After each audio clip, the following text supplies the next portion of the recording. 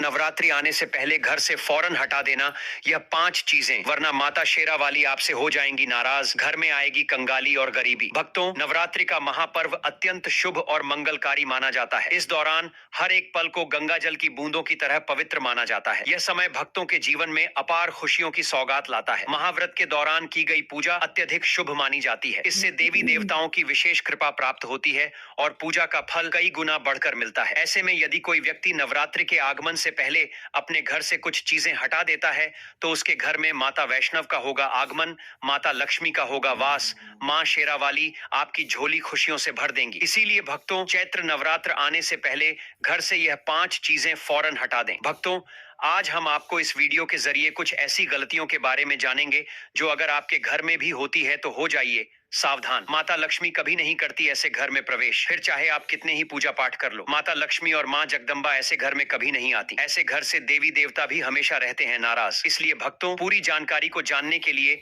इस वीडियो को अंत तक जरूर देखें, आधा अधूरा ना देखें। कई लोग होते हैं जो वीडियो को पूरा ही देखें। भक्तों, हम आपको बता दें कि इस बार की चैत्र नवरात्रि पर माता दुर्गा हाथी पर सवार होकर आ रही हैं। मान्यता है कि अगर चैत्र नवरात्रि के दौरान माता दुर्गा घोड़े पर नहीं बल्कि हाथी पर सवार होकर आती हैं, तो यह बहुत ही शुभ और कल्याणकारी माना जाता है। कहा जाता है कि इससे जीवन सुखमय हो जाता है, पूजा पाठ का भरपूर लाभ भक्तों को मिलता है और मन को सुकून मिलता है। माता वैष्णो देवी अपने भक्तों पर अपार कृपा बरसाती है। इस बार नवरात्रि पूरे 8 दिनों तक चलेगी, यानी ना एक दिन कम न एक दिन ज्यादा। इन 8 दिनों तक माता रानी की विशेष पूजा अर्चना की जाएगी। खास तौर पर माता शेरावाली की भक्ति का विशेष महत्व रहेगा। चैत्र नवरात्रि का पहला व्रत 30 मार्च रविवार को रखा जाएगा और अंतिम व्रत 6 अप्रैल रविवार को होगा। इसी दिन कन्या पूजन भी किया जाएगा और नवरात्रि का समापन होगा। इस बार नवरात्रि के 8 दिनों में 31 मार्च को 2 व्रत एक साथ पड़ रहे हैं, यानी कि मां ब्रह्मचारिणी और मां चंद्रघंटा की पूजा एक ही दिन होगी। ऐसे में यह नवरात्रि 8 दिन की होगी।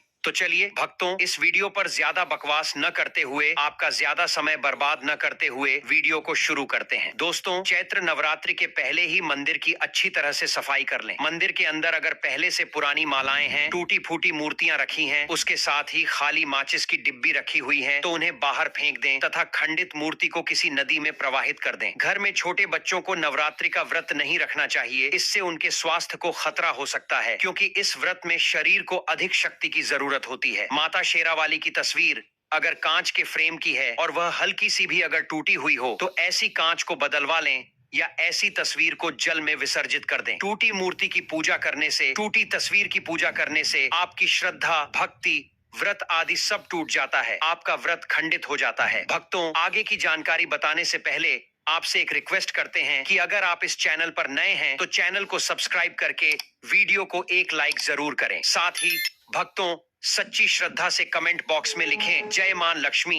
मां लक्ष्मी के लिए एक लाइक तो बनता है। दोस्तों, चैत्र नवरात्रि के 9 दिन बहुत ही पवित्र होते हैं। नवरात्रि के 9 दिनों में अपने घर को साफ सुथरा और पवित्र रखना अति आवश्यक है। इसीलिए नवरात्रि के 9 दिनों में ब्रह्मचर्य का पालन किया जाता है। इसलिए नवरात्रि में स्त्री और पुरुष को शारीरिक संबंध बनाने से बचना चाहिए और तामसिक भोजन ग्रहण नहीं करना चाहिए। नवरात्रि के 9 दिनों में माता रानी के भक्तों को प्याज, लहसुन, मांस, मदिरा और अंडे से दूर रहना चाहिए। अधिकतर भक्त नियम का पालन भी करते हैं, लेकिन वह एक गलती जरूर कर बैठते हैं कि वह नवरात्र के 9 दिनों में अपने घर कुछ अपवित्र चीजों को रख लेते हैं। ऐसा भूल कर भी नहीं करना चाहिए। शास्त्रों के अनुसार नवरात्रि के 9 दिनों तक माता रानी अपने भक्तों के घर में वास करती है। अगर आप भी चाहते हैं कि माता रानी आपके घर में वास करें तो आप अपने घर के वातावरण को पवित्र रखें और नवरात्रि शुरू होने से पहले ही अपने घर से प्याज, लहसुन, मीट, मांस और मदिरा को बाहर निकाल दें। अपने घर को साफ रखें। इन वस्तुओं को घर से बाहर निकालने के बाद अपने घर में गंगा जल का छिड़काव अवश्य करें। भगवत गीता में भगवान कृष्ण कहते हैं, बगैर गंगा जल छिड़काव के कोई भी मंगल कार्य सफल नहीं माना जाता। गंगा जल का छिड़काव स्वयं भगवत गीता में श्री कृष्ण ने बताया था। अगर आपके घर में गंगा जल ना हो तो मार्केट से ला सकते हैं और गंगा जल लाकर अपने घर में छिड़काव करें। इससे आपके घर का वातावरण पवित्र हो जाएगा। घर में मौजूद नकारात्मक ऊर्जा भी नष्ट हो जाएगी और जिस घर में वातावरण पवित्र होता है और नकारात्मक नकारात्मक ऊर्जा नहीं होती, वह माता रानी का वास सदैव होता है। नवरात्रि के पहले आप अपने पूरे घर की अच्छी तरह से सफाई कर लें। घर में जो भी फालतू सामान है, फटे पुराने कपड़े, उन्हें बाहर निकाल दें। घर में बेकार पड़ा सामान नकारात्मक ऊर्जा लाता है, इसीलिए गंदगी बिल्कुल भी न करें। नवरात्रि के दिनों में धूप दीप जलाकर वातावरण को स्वच्छ रखें। भक्तों, चैत्र नवरात्रि में माता के आगमन के लिए घर का दरवाजा जरूर सजाना चाहिए। इससे माता आकर्षित होती है और घर के द्वार में प्रवेश करती है। माँ के आगमन के लिए द्वार को फूलों से सजाना चाहिए। दोस्तों, अब कई लोग ऐसे हैं जो माता रानी की चौकी कागज बिछाकर बनाते हैं, जो कि बिल्कुल गलत माना गया है। माता की चौकी के लिए आप नीचे लाल कपड़ा बिछाएं, साथ ही काला कपड़ा और सफेद कपड़ा भूलकर भी नहीं बिछाना चाहिए। ध्यान रखें, कपड़ा फटा भी नहीं होना चाहिए। भक्तों, अगर आपके घर में देवी देवताओं की खंडित मूर्ति, दिया बाती या कटा फटा हुआ चित्र अगर हो तो उसे किसी पवित्र नदी में विसर्जित कर दें, क्योंकि ऐसी मूर्तियां और चित्र घर में दुर्भाग्य लाती हैं। देवी देवताओं की खंडित मूर्ति की पूजा ना करें और ना ही उन्हें घर में रखें, क्योंकि उन्हें घर में रखना बुरा माना जाता है। भक्तों, वही अधिकतर लोग अपने घर की छत पर या घर के मुख्य दरवाजे के आसपास कबाड़ इकट्ठा कर देते हैं। ऐसा करना अशुभ माना जाता है। अगर आपने भी अपने घर में घर के मुख्य दरवाजे पर या छत पर या फिर खासकर घर की उत्तर दिशा में कबाड़ इकट्ठा कर दिया है तो चैत्र नवरात्रि शुरू होने से पहले उस कबाड़ को घर से अवश्य ही निकाल दें। अगली बात, भक्तों, यदि आपके घर कोई भी बंद घड़ी है तो चैत्र नवरात्रि शुरू होने से पहले उसे अपने घर से हटा दें और नई घड़ी ले आएं या उसकी मरम्मत करवा लें। घड़ी को प्रगति का प्रतीक माना जाता है। बंद घड़ी समय से पीछे चलने वाली हमारी प्रगति में बाधा डालती है। इसीलिए चैत्र नवरात्रि शुरू होने से पहले ही आप बंद घड़ी को घर से बाहर निकाल दें। अगली बात, भक्तों, अगर आपके घर में या घर के मंदिर में किसी भी तरह का कोई फालतू सामान रखा है, जैसे कि सड़े गले फूल, अगरबत्ती, धूप बत्ती के डिब्बे या माचिस के डिब्बे या कोई भी खाली पैकेट मंदिर में ना रखें, या फिर कोई फटी पुरानी धार्मिक पुस्तक या भगवान के कोई भी पुराने कपड़े जो फट गए हैं, या मुकुट, माला, बांसुरी, शंख, घड़ियाल जो खराब हो गए हैं, तो उन्हें आप जितना जल्दी हो सके अपने मंदिर से हटा दें। और चैत्र नवरात्रि से पहले आप अपने मंदिर की और मंदिर के आसपास की अच्छे से सफाई अवश्य ही करें, तभी माता रानी की चौकी स्थापित करें। इसके साथ ही आप अपने धन रखने के स्थान की सफाई भी अवश्य करें, क्योंकि चैत्र नवरात्रि के दौरान मां लक्ष्मी भी गृह प्रवेश करती हैं। धन रखने के स्थान पर किसी भी तरह का कोई भी फालतू सामान, टूटा हुआ सामान ना रखें। धन रखने के स्थान को मंदिर की तरह ही साफ रखें। चैत्र नवरात्रि के दौरान माता रानी की पूजा में कौड़ियों को शामिल करें। माता रानी के साथ साथ रोजाना कौड़ी का भी पूजन करें। इसके बाद कौड़ी को धन रखने के स्थान पर रख दें। ऐसा करने से बरकत हमेशा होती है। अगर आपके पास पुराने जूते चप्पल इकट्ठे हो गए हैं तो चैत्र नवरात्रि से पहले उन्हें घर से बाहर निकाल दें। पुराने जूते चप्पल घर में रखना अशुभ होता है। इसी कारण ही घर में नकारात्मक ऊर्जा आती है और घर में अशांति और कलह का माहौल रहता है। इसलिए चैत्र नवरात्रि आने से पहले घर से निकालना ना भूलें। जिस घर में स्त्रियों का अपमान होता है उस घर में माता रानी कभी वास नहीं करती। साथ ही साथ टूटे फूटे बर्तन अगर घर में पड़े हैं या टूटा हुआ आईना भी अगर घर में हो तो उसे भी निकाल दें। घर में टूटे फूटे ईंट पत्थर भी नहीं रखना चाहिए, इससे माता लक्ष्मी नाराज हो जाती हैं। भक्तों, अब हम जानते हैं नवरात्रों के दौरान हमें क्या नहीं खाना चाहिए और क्या नहीं पीना चाहिए और कौन सा फल खाने से व्रत संपूर्ण और सफल हो जाता है। और कमेंट बॉक्स में माता रानी का जयकारा जरूर लगाएं, जिससे कि माता रानी की कृपा आप पर बनी रहे। भक्तों, तो आइए शुरू करते हैं। दोस्तों, नवरात्रि के दिन फल जरूर खाना चाहिए। शास्त्रों में बताया जाता है कि भगवान के भोग में सेब आदि जरूर अर्पित किया जाता है। अगर आपका व्रत है तो आपको केला, सेब, संतरा, तरबूज और मीठे अंगूर जरूर खाना चाहिए। इन फलों से व्रतधारी को शक्ति मिलती है और व्रत संपूर्ण हो जाता है। शास्त्रों में बताया जाता है कि नवरात्रों के दिनों में सीताफल जरूर खाना चाहिए। सीताफल खाने से 5 से 10 ऐसी बीमारियां हैं जो खत्म हो जाती हैं। माना जाता है कि नवरात्रों के दिनों में सीताफल का घर में प्रवेश होना बड़ा ही शुभ माना गया है। सीताफल खाने से नवरात्रि का व्रत सफल हो जाता है, क्योंकि इसमें माता सीता और राम भगवान का आशीर्वाद मिला हुआ होता है। कहा जाता है कि जो नवरात्रि के दौरान सीताफल खाता उसे दुखों का सामना नहीं करना पड़ता। सीताफल आपको जरूर खाना चाहिए। भक्तों, नवरात्रि के 9 दिन दुर्गा माता को समर्पित होते हैं। नवरात्रि के 9 दिन माता रानी के 9 अलग अलग स्वरूपों का पूजन किया जाता है। नवरात्रि के 9 दिनों में माता रानी को अलग अलग स्वरूप के हिसाब से अलग अलग प्रकार के भोग अर्पित किए जाते हैं। लेकिन क्या आप जानते हैं, कुछ ऐसी वस्तुएं हैं जिन्हें नवरात्रि के दौरान भूलकर भी माता रानी को अर्पित नहीं करना चाहिए। अगर इन वस्तुओं को आप गलती से भी माता रानी को अर्पित कर देते हैं तो आपको व्रत और पूजन का पूर्ण लाभ नहीं होगा। इसीलिए माता माता रानी की कृपा प्राप्त करने के लिए आपको यह जानना अति आवश्यक है कि वह कौन सी ऐसी वस्तु है जो माता रानी के पूजन में भूल कर भी इस्तेमाल नहीं करना चाहिए। तो आइए भक्तों, वीडियो को प्यारा सा एक लाइक करते हुए और कमेंट बॉक्स में मां का जयकारा लगाते हुए वीडियो को शुरू करते हैं। भक्तों, सबसे पहली बात, चैत्र नवरात्रि के दौरान शादीशुदा महिलाओं को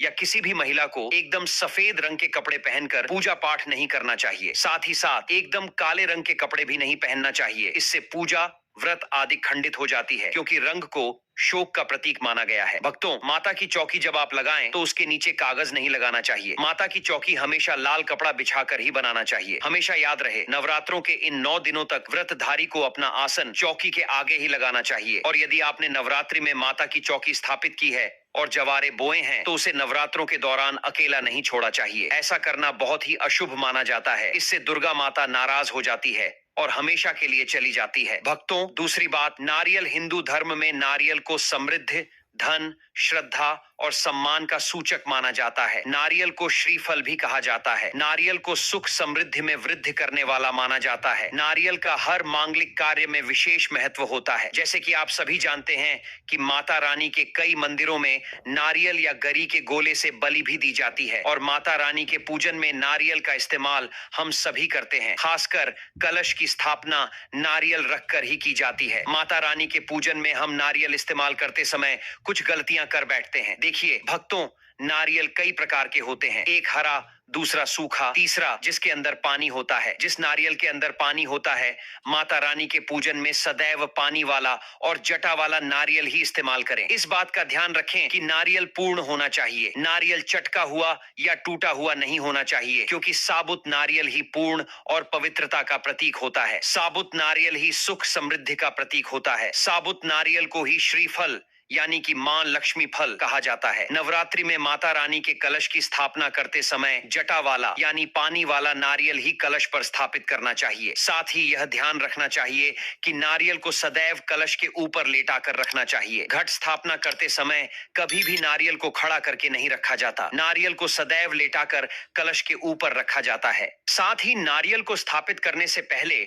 आप नारियल को लाल कपड़े में लपेटकर उस पर लाल चुनरी ओढ़ाकर आप नारियल को कलश के ऊपर स्थापित करें। यह भी ध्यान रहे कि महिलाएं माता रानी को नारियल अर्पित कर सकती हैं, लेकिन कभी भी माता रानी के सामने नारियल को भूलकर भी नहीं तोड़ना चाहिए, क्योंकि महिलाएं संतान को जन्म देती हैं। ऐसा माना जाता है कि वे एक बीज के रूप में ही संतान को पैदा करती हैं। इसीलिए महिलाओं को कभी भी नारियल को नहीं तोड़ना चाहिए। माना जाता है कि यदि कोई महिला नारियल फोड़ती है तो ऐसा करने पर उनके गर्भाशय या संतान के जीवन में अनेक समस्याएं आ सकती हैं। भक्तों, अब अगली बात, चैत्र नवरात्रि में माता रानी का व्रत और पूजन किया जाता है, लेकिन नवरात्रि के दौरान सबसे ज्यादा महत्व होता है कन्या पूजन का। दोस्तों, माना जाता है कि व्रत और उपासना से माता रानी इतना पसंद नहीं होती है जितना कि कन्या पूजन से होती है। नवरात्रि में छोटी छोटी कन्याओं को माता रानी का स्वरूप माना जाता है। कन्याओं को भोग लगाया जाता है, उन्हें प्रसन्न किया जाता है और बदले में आशीर्वाद मांगा जाता है। कन्याओं को प्रसन्न करने के लिए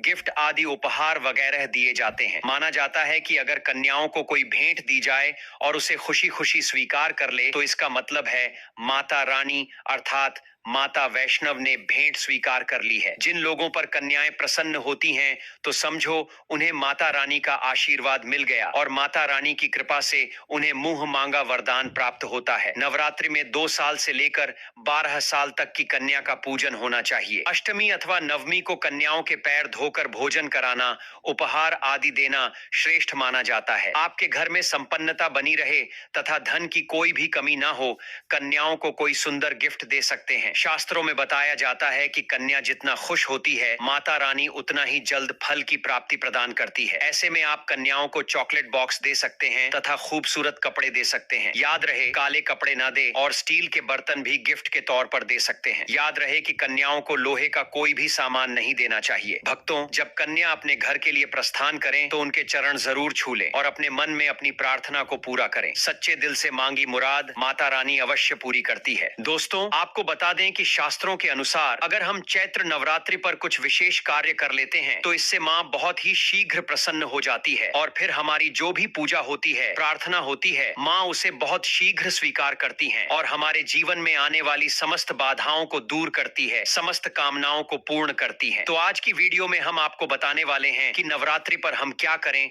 और क्या ना करें, जिससे कि दोस्तों माता रानी की कृपा हमें बहुत शीघ्र मिल जाए और हमारे जीवन में सुख, समृद्धि, धन, वैभव की प्राप्ति हो। अगर किसी भी विशेष कामना से अपनी माँ की पूजा आराधना कर रहे हैं, कोई भी आपकी ऐसी कामना है जो चाहते हैं कि माँ शीघ्र ही पूर्ण कर दे, तो नवरात्रि के दिन माँ को शीघ्र प्रसन्न करने के लिए आपको इन 3 से 4 बातों का ध्यान जरूर रखना चाहिए। तो दोस्तों आपसे निवेदन है कि वीडियो को पूरा जरूर देख लीजिए और अगर आपको यह वीडियो अच्छी लगे तो लाइक और सब्सक्राइब भी कीजिए। अब दोस्तों बात करें कि चैत्र नवरात्रि पर हमें पहला कार्य करना चाहिए कि घर की छत पर आज हमें झंडा जरूर लगाना चाहिए। झंडा मतलब ध्वजा, लाल रंग का त्रिकोण झंडा होता है और उसके ऊपर बना हुआ हो जय माता दी लिखा हुआ हो। यह मार्केट में बहुत आसानी से मिल जाते हैं, नहीं तो आप घर पर भी स्वयं से बना सकते हैं। तो एक झंडा त्रिकोण आप लेकर माँ को पहले दिन उनके चरणों में अर्पित कीजिए। जब पूजा कर रहे हैं सुबह तो उसके बाद पूजा के बाद वह झंडा अपने घर की छत पर लगा दीजिए। इस झंडे को घर के ईशान कोण में यानी कि उत्तर पूर्व के कोने पर, अगर वहां पर जगह ना हो तो आप उत्तर दिशा में इस झंडे को लगा सकते हैं। इसके साथ आप ध्यान रखें कि आप वहां पर एक दीपक जरूर प्रज्वलित करें, क्योंकि दोस्तों चैत्र नवरात्रि माता रानी का एक पावन पर्व है और झंडा लगाने से यश की वृद्धि होती है। देखिए दोस्तों, जब हम झंडा अपने घर पर लगाते हैं जो कि हमेशा लहराता रहता है, तो यह इस बात का सूचक है झंडा कि आपको जीवन में सफलता की प्राप्ति होगी, यश की प्राप्ति होगी, मान प्रतिष्ठा की प्राप्ति होगी, समस्त प्रकार के सुखों की प्राप्ति होगी। मान, सम्मान, यश, प्रतिष्ठा, धन की वृद्धि, सुख, समृद्धि, सभी प्रकार की जो चीजें हैं वह प्राप्त हो जाती हैं। इसलिए चैत्र नवरात्रि पर आपको अपने घर के ईशान कोण में एक लाल रंग का झंडा जरूर लगाना चाहिए। भक्तों अगला जो कार्य है नवरात्रि में आपको जरूर करना है वह है घर के मुख्य द्वार पर तोरण लगाना। तोरण क्या होता है? देखिए, आम के पत्ते लीजिए। जब हम पंच पल्लव के लिए भी आम का पत्ता लेते हैं, वहीं आम का पत्ता चाहिए और उसे धो लीजिए। धोने के बाद उस पत्ते के ऊपर आपको श्री लिखना है। दोस्तों श्री पत्तों पर कुमकुम से लिख दीजिए या हल्दी से लिख दीजिए और जितना भी बड़ा आपका मुख्य द्वार हो उसके अनुसार एक धागा लेकर, और लाल धागा ले सकते हैं, पीला धागा ले सकते हैं, इस प्रकार से किसी भी रंग का धागा लेकर आप इन सभी पत्तों को एक माला के स्वरूप में बना लीजिए और उसके बाद यह अपने घर के मुख्य द्वार पर लगा दीजिए। इससे क्या होगा कि जब भी आप किसी दरवाजे पर कहीं तोरण लगा हुआ देखते हैं, आपको क्या लगता है कि इस घर में कोई शुभ या मांगलिक कार्य हुआ है। और तो घर पर लगा हुआ तोरण, घर के मुख्य द्वार पर लगा हुआ तोरण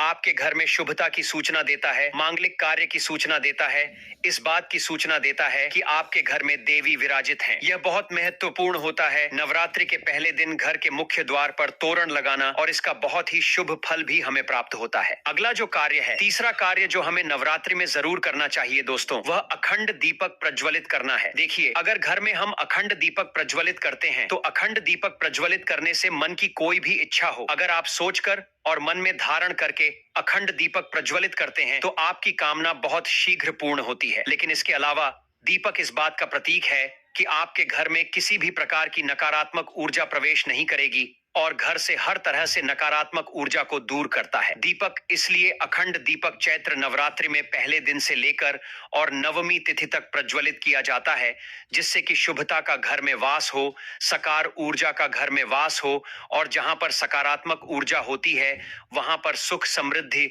धन, वैभव की प्राप्ति होती है। लेकिन अगर आप किसी भी कारणवश अखंड दीपक प्रज्वलित नहीं कर पाते हैं तो सुबह शाम दोनों समय जब माँ की आराधना करें तब आपको शुद्ध घी का दीपक जरूर प्रज्वलित करना है और सुबह शाम दोनों समय अपने घर में लौंग और कपूर की आरती जरूर कीजिए, जिससे कि घर में नकारात्मक ऊर्जा ना रहे और घर में सकारात्मक ऊर्जा का वास बना रहे। भक्तों बहुत से भक्त नवरात्रि के पूरे 9 दिनों तक व्रत धारण करते हैं। बहुत से भक्त जल पीकर या फिर फलाहार के द्वारा इस व्रत को धारण करते हैं। लेकिन अगर आप पूरे नवरात्रि व्रत धारण नहीं करते हैं तो नवरात्रि के प्रथम दिन आपको व्रत धारण जरूर करना चाहिए। नवरात्रि के प्रथम दिन और अंतिम दिन यानी नवमी तिथि पर या अष्टमी तिथि पर आपको व्रत जरूर करना चाहिए और संभव हो तो पूरे नवरात्र व्रत करना चाहिए। पूरे नवरात्र जब हम व्रत करते हैं, माँ की पूजा आराधना करते हैं, तो माँ शीघ्र ही प्रसन्न होती हैं। लेकिन व्रत तभी धारण करें जब आप पूर्ण रूप से स्वस्थ हो। अगर आप स्वस्थ नहीं हो, व्रत रखने में असमर्थ हो, तो सिर्फ आप शुद्ध सात्विक भोजन यानी कि बिना लहसुन प्याज का भोजन करके